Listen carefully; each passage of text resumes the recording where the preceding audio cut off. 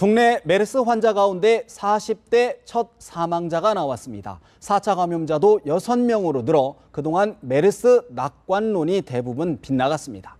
보건당국은 사태를 낙관적으로만 보다 대응도 빠르게 하지 못했는데요. 더 이상의 상태 악화를 막기 위해 온 힘을 다해야 할 때입니다. 전병률 연세대 보건대학교 교수 모시고 변화하는 메르스 상황 자세히 짚어봅니다. 교수님 어서 오십시오. 네, 안녕하세요. 참 메르스 사태 잦아들듯 하면서 오히려 지금은 확산하는 그런 분위기까지 느껴지는데요. 그렇다 보니까 시민들, 시청자들 굉장히 좀 궁금한 점이 많습니다. 네. 저희가 지금 몇 가지 질문을 좀 준비했는데요. 좀 네, 보시면서 질문 이어가도록 하겠습니다. 네. 첫 번째 질문입니다. 2m 이내 침방울 접촉 없어도 감염 60m 이상? 사실 좀 전에 리포트에도 저희가 말씀을 드렸던 것처럼 메르스 통설, 네. 이제 뭐 비말이라고 하죠. 땀방울이라는 비말이 한 2m를 벗어나면 사실 이제 감염 우려가 좀 적다라고 네, 얘기했는데 한 과학계에서는 60m 이상까지도 날아갈 수 있다. 네, 네. 또 그리고 삼성서울병원의 사례를 보더라도 밀접 접촉자가 아니더라도 좀 계속 확산자가 감염자 늘고 있지 네. 않습니까? 이거 좀 맞는 이야기입니까? 네. 우리가 그 재치기를 하는 순간을 이제 고속 촬영을 하지 않습니까? 네네. 그러면은 이 소위 말하는 이 에어로졸 형태라든지 비말의 이 확산되는 양상이 네. 상당히 멀리 가는 걸 볼 수가 있습니다. 근데 이제 멀리 가는 것들이 이제 입자의 크기에 따라서 소위 말하는 비말은 한 2m 정도밖에 못 가고요. 네. 그리고 이제 에어로졸은 아주 멀리까지 갑니다. 머리에 우리 분무기 뿜는 것처럼 예, 그런 아주 멀리 에어로졸. 나가죠. 네네. 그런데 이제 이 질병은 그동안에 그 중동 지역에서 발생된 그런 감염 경로라든지 또는 여러 가지 것들을 이제 분석을 해본 결과 그 소위 말하는 비말, 네. 그러니까 우리가 재직을 했을 때 한 2m 정도밖에 날아가지 못하는 그런 침방울, 그런 침방울에 바이러스들이 많이 들어가 있어서 예. 그것이 우리가 호흡기로 들이마실 때 감염이 되는 걸로 이제 알려져 있죠. 예, 예. 그리고 이제 그 우리가 뭐 60m까지 날아간다는 그런 에어로졸, 네네. 그런 에어로졸에 의한 소위 말하는 공기 감염인데요. 공기 감염에 의해서는 이 메르스 바이러스가 감염되지 않는 것으로 알려져 왔습니다.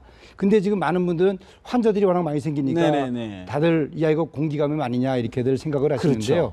이게 만약에 공기 감염이라면요. 지금 그 생기는 환자 수에 비해서 훨씬 더 많은 환자가 아주 폭발적으로 발생을 하게 되고요. 예. 또 아니 나랑 2m 거리를 벗어나서 환자가 생겼는데 왜 생겼을까라는 이제 그런 걱정들을 당연한 하세요. 궁금증인데, 예. 근데 그건 뭐냐면은 이 환자가 이제 기침을 하고 그러는 과정에서 주위에 이제 많은 분비물들이 있습니다. 근데 이제 의료진들이 그 환자를 이제 처치하는 과정에서 손에 그 분비물이 묻게 되면은 그 손에서 이제 바이러스가 이제 자라나게 되죠. 네. 근데 그 손을 또 늘 의료진들이 깨끗이 씻으면 문제가 없는데 무심코 그 환자를 만졌던 그 손이 다른 환자를 접촉하게 될 경우에 접촉에 의한 감염이 발생한다는 것이 이 메르스 바이러스의 또 다른 감염 경로입니다. 그래서 2m 거리에서 벗어난 사람들이 환자로 확진이 됐다. 그런 경우에는 우리가 이런 의료진의 그 어떤 이 접촉에 의한 감염 아니면 그 보호자들이 오고 가며 그 이 분비물이 묻은 그 무엇인가를 만져서 또 보호자의 손에 의해서 네. 접촉에 의해서 감염이 되는 가능성들이 있을 수가 있습니다. 그러니까 에어로졸 형태로 60m까지는 갈 수 있지만 현재까지 네. 메르스로는 공기 전파 감염 가능성은 매우 낮다. 예, 그렇습니다. 이렇게 정리를 해야 될 것 같습니다. 네, 그렇습니다. 두 번째 질문 보겠습니다.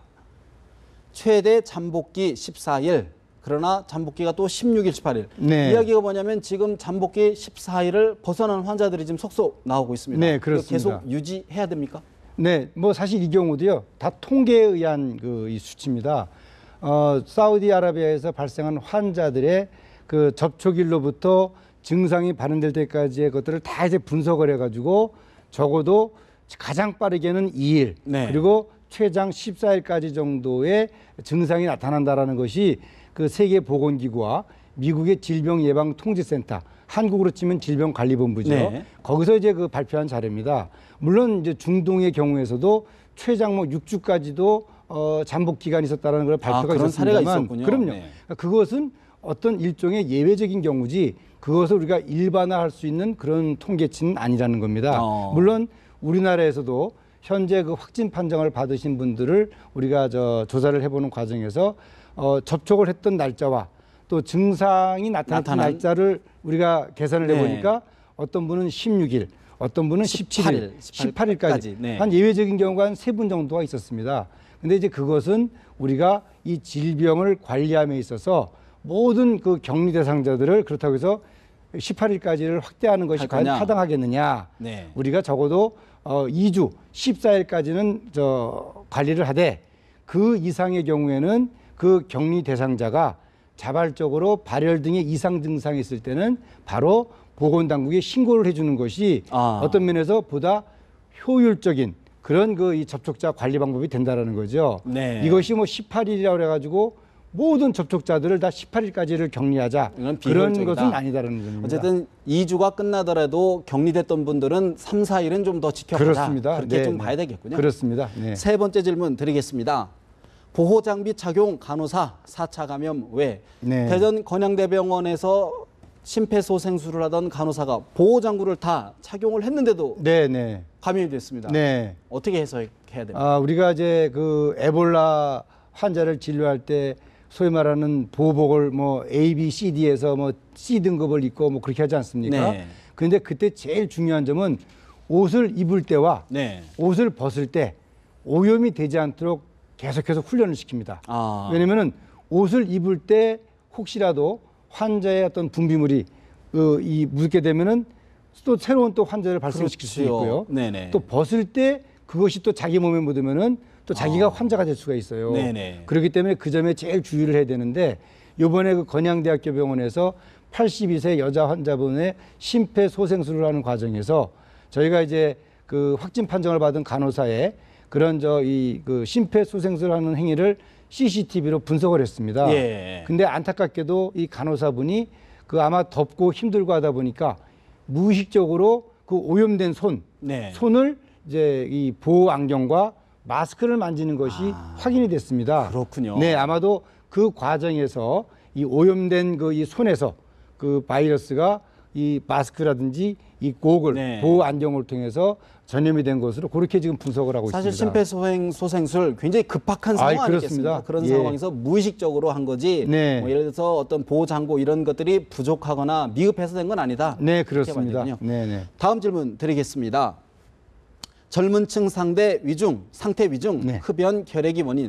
사실 지금 이것도 역시 메르스에 대한 통설 중에 하나인데 네. 상대적으로 젊은층은 좀 감염 우려가 적다. 네, 그런데 네. 지금 상태가 위중한 환자 가운데 네. 뭐 유명한 의사 또 경찰관이 있는데 네. 이거 좀 통설이 다 깨진 거 아닌가 이렇게 네. 봐야 되는 거 어떻습니까? 사실 이제 우리가 이 질병에 감염되는 연령층들이 이제 주로 나이가 많으신 분들 또 그리고 중증으로 진행되는 분들이 그런 고령층 중에서도 당뇨병이라든지 또 폐쇄성 호흡기 질환 네. 또 심부전증 이런 기저질환이 있는 분들이 중증으로 진행되는 것으로 알려져 있지 않습니까? 네. 이 자료 역시 중동 지역에서 분석된 그 자료를 가지고 저희들이 인용을 하는 겁니다. 왜냐하면 이 질병 자체가 중동 지역 이외의 다른 지역에서 발생한 적이 없기 때문에 현재로서는 참고할 수 있는 자료는 중동 지역의 자료입니다. 근데 그런 자료를 가지고 하는 과정에서 우리의 그 병원 이용 문화, 예. 즉 그 보호자들이 그 환자들을 병문안 가는 경우, 요번에도 보면은 그 응급실에 입원하고 있는 많은 환자들을 보호자들이 문병을 가는 과정에서 상당한 수가 그렇죠. 발생하지 않습니까? 일가족이 일가 친척이 가서 감염된 사례도 그렇죠. 있었죠. 근데 그런 분들이 대부분 다 젊은 연령층이셨어요.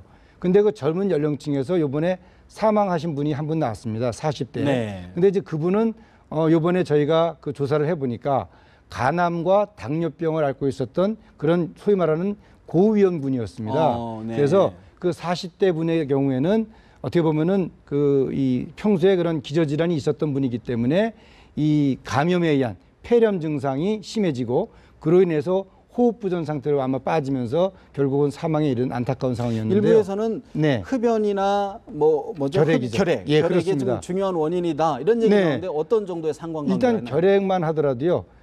폐 기능이 정상적인 그런 폐 기능이 아니죠. 호흡 기능이 떨어져 있는 경우고요.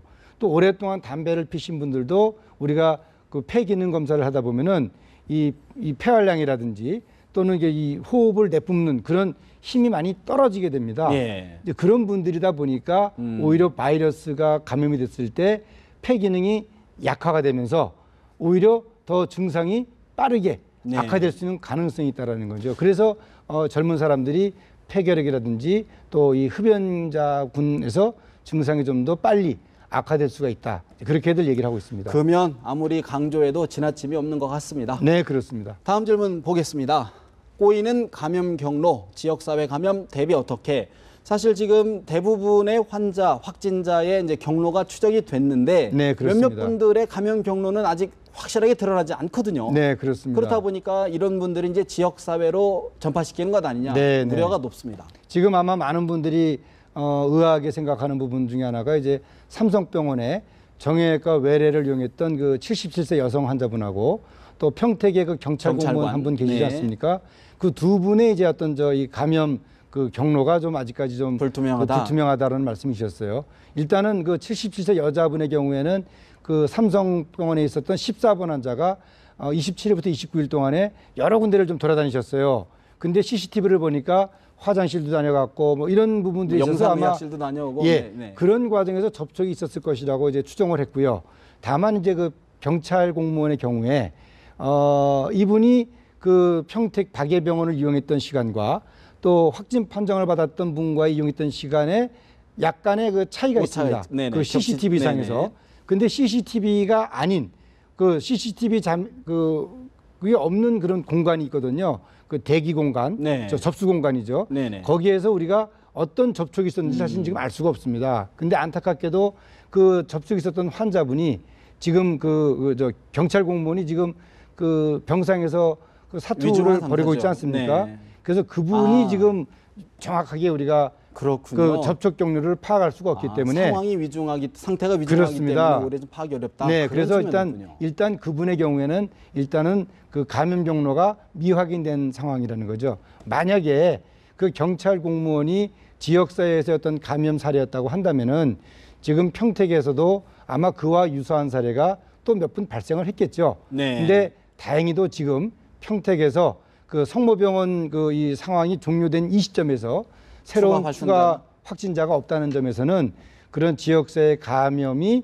아직까지는 없지 않느냐 그렇게 생각할 수가 있을 것 같습니다. 알겠습니다. 네. 다음 질문 드리겠습니다. 동시다발적 감염 발생 일반 환자 어디로? 네. 사실 지금 24일부터 지금 지난주 토요일부터 지금 삼성병원이 지금 부분 폐쇄가 네, 됐는데 그렇습니다. 뭐 그런 사례뿐만 아니라 지금 전국 곳곳에서 네, 메르스 네. 환자 말고도 지금 진료를 받을 환자들이 많지 않습니까? 네, 네, 네. 이거 어떻게 해야 됩니까? 사실 저희 그 보건당국에서는 그 이 메르스 바이러스 자체가 그 일부 특정 의료기관에서 발생한 병원 내 감염이라는 사실을 우리 국민들에게 계속해서 이제 알려는 드리고 있습니다.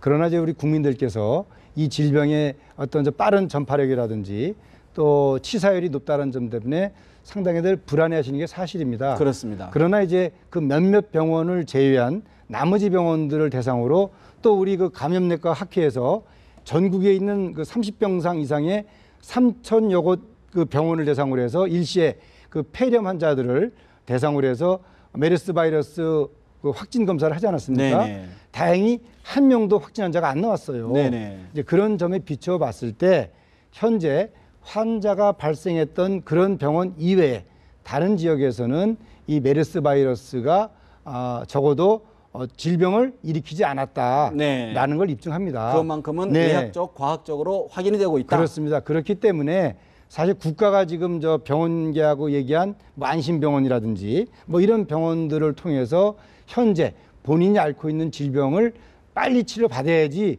질병이 악화되는 것들을 방지할 수가 있습니다. 네. 따라서 너무 불안해하지 마시고 평소에 이용했던 병원을 찾아가서 네. 진료를 받으시는 것이 어떤 면에서는 그 자신의 건강을 지키고 네. 또 질병이 악화되는 것을 막을 수 있는 그런 해결 방안이라고 말씀을 드릴 수 있겠습니다. 여러 차례 이 시간에 강조드렸지만 지나친 우려는 금물이다. 네, 말씀드려야 그렇습니다. 될 것 같습니다. 네. 다음 질문입니다. 방역 소독 효과는 손 씻는 게 낫다. 네. 지금 사실 지금 사태가 굉장히 번지다 보니까 각 지자체, 국가 네, 차원에서도 네. 뭐 전철이라든가 무슨 뭐 여러 PC방이라든가 네, 소독을 네. 하고 있는데 실효성이 있습니까? 사실 이제 이 질병 자체가 이제 뭐 공기에 의한 감염이 아니고 또 그렇다 해서 이 지역사회 내에 그 인플루엔자가 유행할 때처럼 많은 환자가 있어가지고 그 환자들의 어떤 기침에 의한 분비물이 사방에 묻어난다면은 그런 방역 활동을 하는 것이 그 질병의 예방과 확산 방지에 많은 효과가 있겠죠. 네. 그러나 지금 이 질병은 현재 그 환자가 발생한 몇몇 병원 이외에서는 환자가 전혀 발생하고 있지 않습니다. 네. 그래서 우리가 야외 공간이라든지 또는 공연장이라든지 학교, 뭐 지하철, 버스 이런 데서는 그 바이러스가 지금 현재 노출되어 있지 않기 때문에 네. 정상적인 사회 활동을 하셔도 아무런 문제가 없다는 점을 제가 말씀을 드리고 싶습니다. 알겠습니다. 마지막 드리겠습니다. 네. 낙타 자주 접촉한 중동인 항체 있지만 한국인 없어. 네. 예를 들어 지금까지 중동 상황하고 네, 네. 한국 상황이 너무 다르기 때문에 네, 네. 이제는 좀 더 대응을 좀 다르게 해야 되는 것 아니냐. 네. 하는 데 정리 좀 해주시죠. 아무래도 이 질병 자체가 이제 한번 감염이 되면 항체가 형성이 되지 않습니까? 네. 그리고 또 이 중동 지역에서는 3년이라는 기간 동안에 많은 환자가 발생을 했어요. 그래서 그 지역 사회 내에 알게 모르게 이 병을 그냥 가볍게 앓고 지나가는 사람들이 많이 있다라는 거죠. 네. 또 그리고 또 그 이외에도 낙타가 이 병을 앓고 있는 과정에서 낙타를 취급하는 사람들 중에서 또 자기도 모르는 사이 이 병이 넘어와서 네. 알았다고 하는 그런 또 추정이 가능합니다. 그래서 어떻게 보면은 그 낙타를 키우고 또 그 병이 많았던 중동 지역은 항체가 있고 네. 우리나라가 어떻게 보면 이 바이러스가 처음으로 왔기 때문에 항체가 없기 때문에 생각했던 것보다 그 병원에서 빠르게 이 질병이 이 감염이 되고 확산이 되는 건 아닌가 하는 이제 그런 면에서 우리 그 이 방역 당국이 한 번쯤은 좀 그런 면을 생각해 볼 필요가 있겠다. 뭐 그건 뭐 일리가 좀 있는 것 같습니다. 알겠습니다. 지금 사실 사태가 깊어지면서 이제 의료진들, 방역 당국의 피로가 좀 누적되고 있는데요. 이분들에 대한 격려와 지원도 좀 필요해야 될 것 같습니다. 지금까지 전병률 연세대 보건대학교 교수 모시고 말씀 나눠봤습니다. 교수님 고맙습니다. 네, 감사합니다.